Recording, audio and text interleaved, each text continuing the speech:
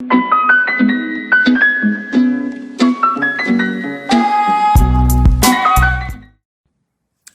everyone! Bonjour tout le monde! Minasan konnichiwa! How are you feeling today? Happy Friday! Happy Friday!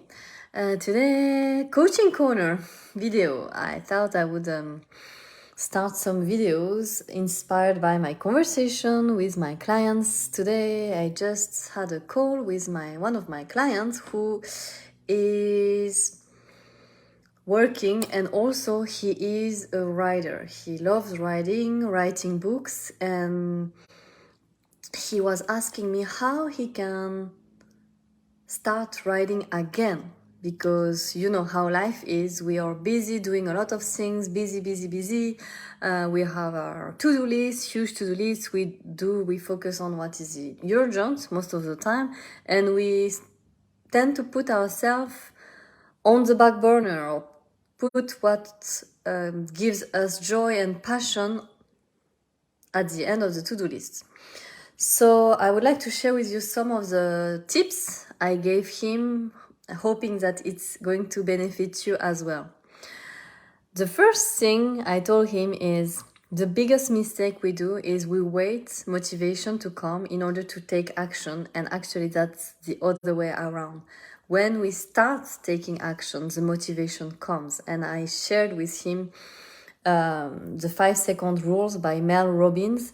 She does talks about it. She also wrote a book about it, the 5-second rule. Basically, the advice she gives is, when you wake up in the morning, your alarm rings. Usually we stay in our bed because it's cold outside. We are so good and comfortable in our bed.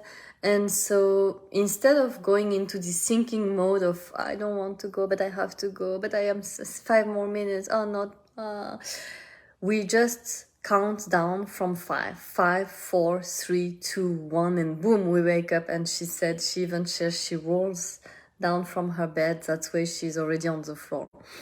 And this is a rule we can use in everything, not only when we wake up in the morning, but also if you want to start working on a document that is so boring, you don't want to do it. Instead of going into this thinking mode, again, you can think of, okay, 5, 4, 3, 2, 1, boom, I'm opening the document, I'm writing it. So that's the first thing. Don't wait motivation to come, just do it. Same thing when you go out for running. If you think to yourself, I'm going to wait, when I am motivated, I will go out for running, it will never happen, because motivation to run? No. So you just put your shoes on and you go, and then motivation will come. This morning I went to the gym.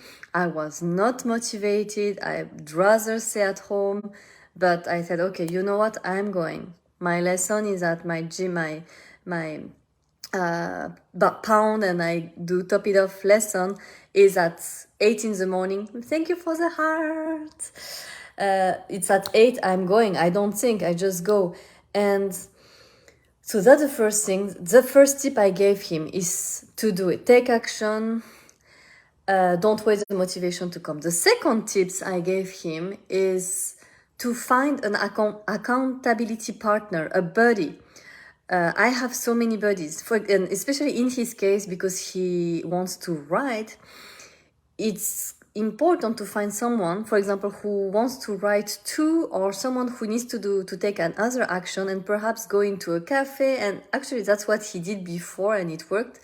He would go in a cafe with a friend who was an entrepreneur and had to work on other stuff, and they would work side by side together on different topics. Put a timer, a Pomodoro or whatever. You can put your timer on your phone, 20 minutes, and you just do.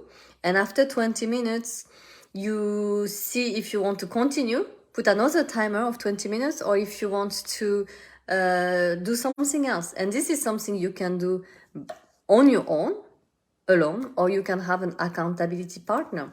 And the good thing with accountability partner or a buddy, however you want to call it, it's you can meet with the person physically, face to face, in a cafe or in a co-working space or in your house, or you can also have a virtual, buddy. Right now, with the magic of internet, for example, I have a buddy who is an entrepreneur and she lives in France and I live in Florida.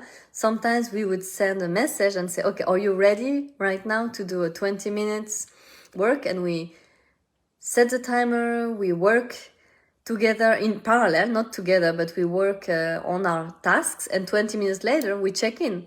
How did it go? And then we continue or not. But that helps to have somebody.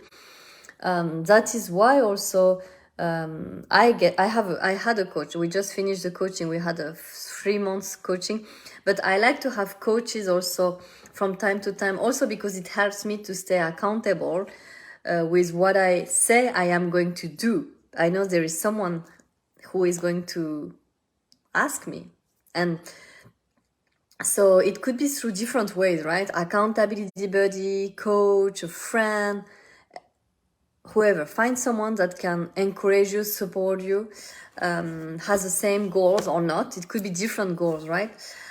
Another thing that can help you also to start something new, and especially to keep the momentum going, because I think, and we were talking about that with my client, there are 2 challenges. The first one is to start, right? And the biggest mistake we do is we wait for motivation to come.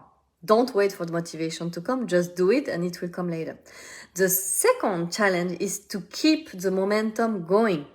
Once we start, it's so easy to say, oh, okay, I do maybe 2 days and then I stop. And when you stop, actually, it's harder to restart because you tell yourself different stories of, oh, I'm not disciplined enough, I'm not good enough, I'm lazy, here I go again, I did it again. You tell all these stories. So to keep the momentum going, it is important, I think, to start with small tasks, not too big, because most of the time also we don't start for the same reason. It's because we have such big goals, like, okay, I'm going to write 30 minutes per day for my book. Why do we do that? If it's too big for you, of course it's possible if you really are motivated and you know you're going to do, but if it's too big for you, just start small.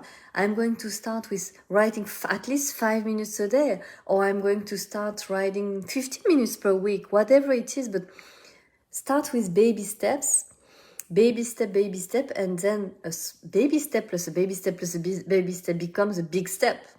So that's the key, is to have a realistic goal, right? We call them also SMART goal. It's you set yourself small goals, and in order to keep the momentum going, you also celebrate. You celebrate all the things that you've done, because I was having this conversation with my client who was telling me he has taken so many actions.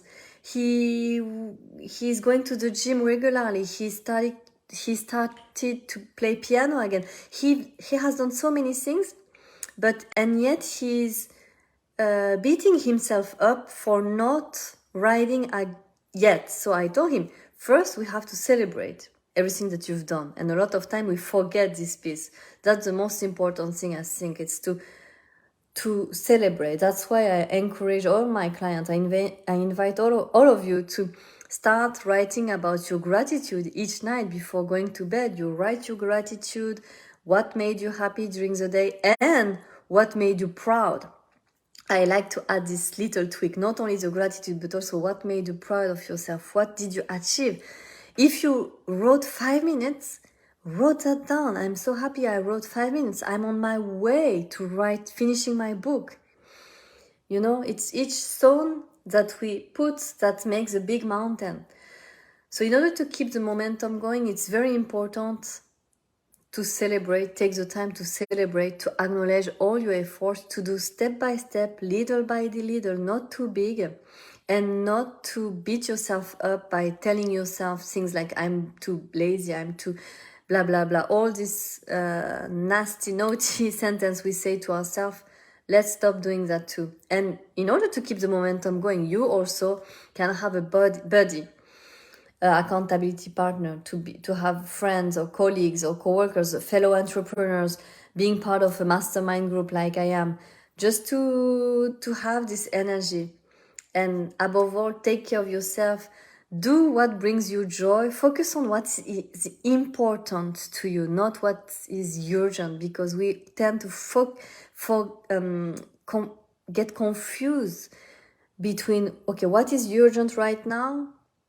And there is always something urgent to do.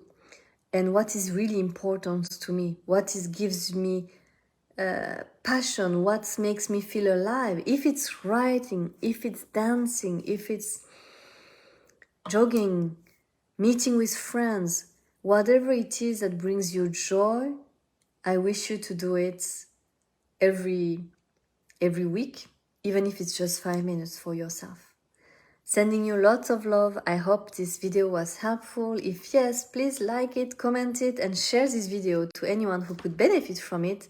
Sending you lots of love. Have a great weekend. Bon weekend à tout le monde. Ishimatsu. それではまたね。さよなら。